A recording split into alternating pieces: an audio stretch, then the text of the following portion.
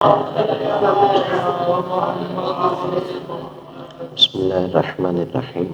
الحمد لله رب العالمين، صلى الله على محمد وآله الطاهرين. صلى الله عليه محمد.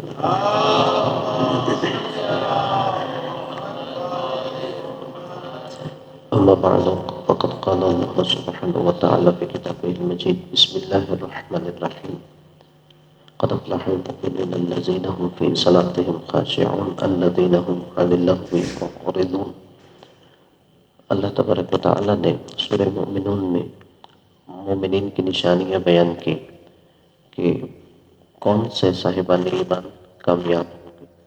ان کی پہلی نشانی یہ بیان کی گئی کہ جو نماز میں خضوع و خشوع کرتے ہیں۔ صلوات پڑھیے محمد والے محمد۔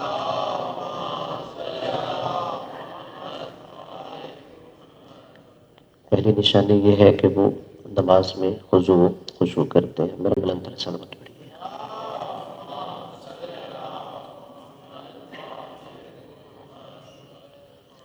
کہ صاحبان ایمان جو کامیاب ہیں، پہلی نشانی یہ ہے کہ وہ نماز میں خضوع و خشوع کرتے ہیں۔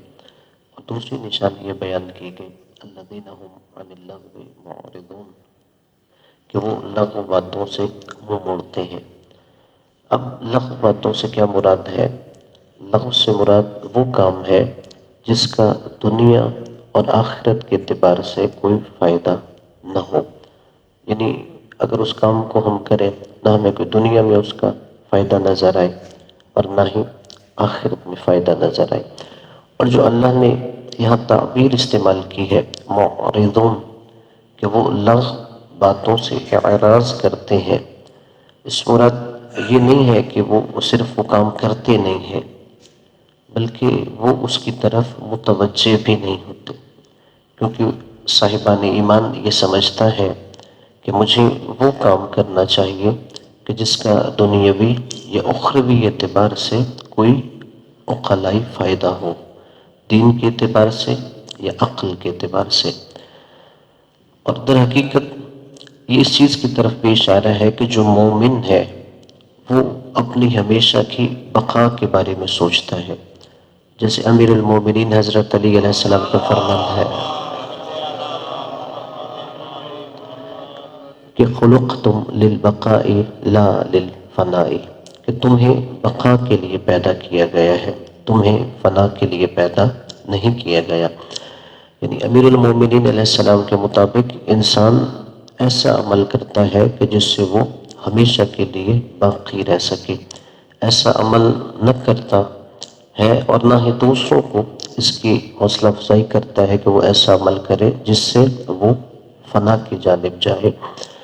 اب اس میں جو یہ ہے کہ وہ لغو باتوں سے اعراض کرتے ہیں، منہ موڑتے ہیں، اس میں دو چیزوں کی اہمیت ہے۔ ایک یہ کہ وہ اپنی زبان کا خیال رکھتے ہیں، اور دوسرا یہ کہ وہ اپنی وقت کی اہمیت سے آگاہ ہوتے ہیں کہ وقت کی اہمیت کیا ہے، اور یہ کہ زبان کی آفتیں کیا ہے۔ جیسے زبان کی آفتوں کی وجہ سے انسان جھوٹ بولتا ہے، چغلی کرتا ہے، گالی گلوچ کرتا ہے، غیبت کرتا ہے، دیگر معاملات ہیں۔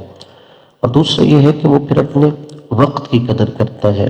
اب مثلا اگر لغو کی مثال دی جائے کہ ایک انسان بیٹھا ہے ساری ساری رات ایسی گفتگو کر رہا ہے محفل سجا کے کہ اگر اذان فجر بھی ہو جائے اور اس کی محفل چلتی رہے لیکن اس کا کوئی فائدہ نہیں ہے کہ وہ ساری رات جو گفتگو کرتا رہا ہے۔ اس حوالے سے حضرت امام موسیٰ کاظم علیہ السلام کا فرمان ہے اللہم صلی علی محمد وعلی محمد وسلم، اور یہی فرمان حضرت امام علی رضا علیہ السلام سے بھی منسوب ہے کہ آپ نے فرمایا جو ایک مومن ہے وہ اپنے اوقات کو 4 حصوں میں تقسیم کرتا ہے۔ یہاں پر 4 حصوں میں تقسیم کرنے سے مراد یہ نہیں ہے کہ یعنی وہ 24 گھنٹوں کو 4 حصوں میں تقسیم کرے، نہیں، جو کام جتنا وقت چاہتا ہے اسے اتنا دیتا ہے۔ یعنی اوقات کو 4 حصوں میں تقسیم کرتا ہے۔ ایک حصہ اللہ سے راز و نیاز کرتا ہے کہ مومن کی زندگی میں شب و روز میں ایک حصہ ضرور مختص ہوتا ہے جس میں خدا کی بارگاہ میں جائے، وہ اپنے دل کی باتیں اللہ تبارک و تعالیٰ سے کرے، اپنی مناجات اللہ تبارک و تعالیٰ سے کرے۔ فرمایا پھر مومن جو دوسرا ہے اس کے وقت کا حصہ، فرمایا وہ اس میں کسب معاش کرتا ہے، اپنے اور اپنے اہل و عیال کے لیے رزق حلال کماتا ہے۔ اور پھر فرمایا تیسرا حصہ، کہا مومن اپنے وقت کا ایک حصہ ان دوستوں کے لیے رکھتا ہے کہ جو اسے اس کے عیب بتاتے ہیں لیکن دل میں اس سے مخلص ہوتے ہیں۔ یعنی انسان اپنی عیوب سے آگاہی حاصل کرے اور پھر ان عیبوں کو دور کرنے کی کوشش کرے۔ امام نے فرمایا اور یہ کام ایک مومن کو اس کا مومن بھائی بتا سکتا ہے کہ اس کے اندر کون سے عیوب پائے جاتے ہیں۔ اور پھر چوتھا کہ انسان اپنے اوقات کو ان حصوں کے لیے وقف کرتا ہے کہ جس سے وہ حلال لذتوں کا حصول کر سکے۔ اور پھر امام فرماتے ہیں کہ یہ جو چوتھا وقت ہے اسی کے ذریعے وہ باقی 3 اوقات کے لیے توانائی حاصل کرتا ہے تاکہ اللہ سے راز و نیاز بھی کر سکے، کسب معاش بھی کر سکے اور دیگر اپنے مومن بھائیوں کے لیے بھی وقت صرف کر سکے۔ اس لیے رسول خدا صلی اللہ علیہ وآلہ وسلم کی ایک حدیث ہے، رسول اللہ محمد وسلم، کہ آپ نے فرمایا کہ جو اس میں نشانی ہے آیت میں کہ مومن لغو باتوں سے پرہیز کرتا ہے، کہ رسول خدا نے اس سے متعلقہ ایک حدیث ارشاد فرمائی کہ اگر کوئی انسان مجھے 2 چیزوں کی ضمانت دے تو میں اسے جنت کی ضمانت دیتا ہوں۔ جب صحابہ نے عرض کی یا رسول اللہ وہ 2 کام کون سے ہیں کہ جن کی اگر ایک مسلمان ضمانت دے اور جنت کی ضمانت دیں گے؟ آپ نے فرمایا ایک اس کی زبان ہے، دوسری اس کی شرمگاہ ہے۔ اور پھر رسول خدا نے فرمایا کہ جہنم میں سب سے زیادہ جو لوگ داخل کیے جائیں گے وہ انہی 2 اسباب کی وجہ سے داخل کیے جائیں گے، یا اپنی زبان کی وجہ سے جہنم میں جا رہے ہوں گے یا اپنی شرمگاہ کو حرام کی وجہ سے جہنم میں جا رہے ہوں گے۔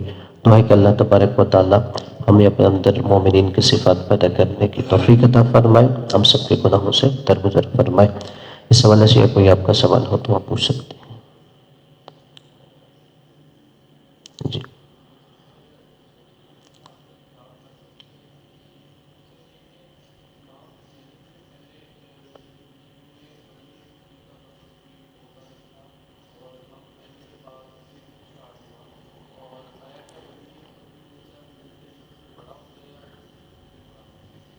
اس میں جو پہلا آپ کا سوال ہے کہ کیا حالت روزہ میں خضاب کرنا جائز ہے؟ ہاں جی وہ جائز ہے، کوئی نہ اس سے روزہ باطل نہیں ہوتا۔ اور جو یہ کہ امام خمینی رحمۃ اللہ علیہ سے پہلے کیا ولی فقیہ کا کوئی عہدہ موجود تھا، اس میں یہ ہے کہ عالم تشیع میں غیبت کے زمانے میں یہ نظریہ موجود تھا، جیسے کہ علامہ محقق ہلی ہے، علامہ ہلی کے یہ ماموں تھے، یعنی ایران تشیع کی جانب مائل ہونے سے بھی پہلے انہوں نے اپنی کتاب شرع الاسلام میں یہ نظریہ ولی فقیہ کا بیان کیا ہے۔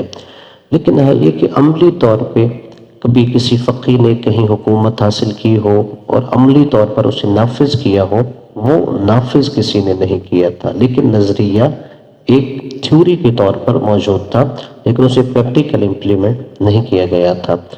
جب انقلاب اسلامی ایران آیا تو اس وقت یہ ولی فقیہ کا عہدہ امپلیمنٹ کیا گیا تھا۔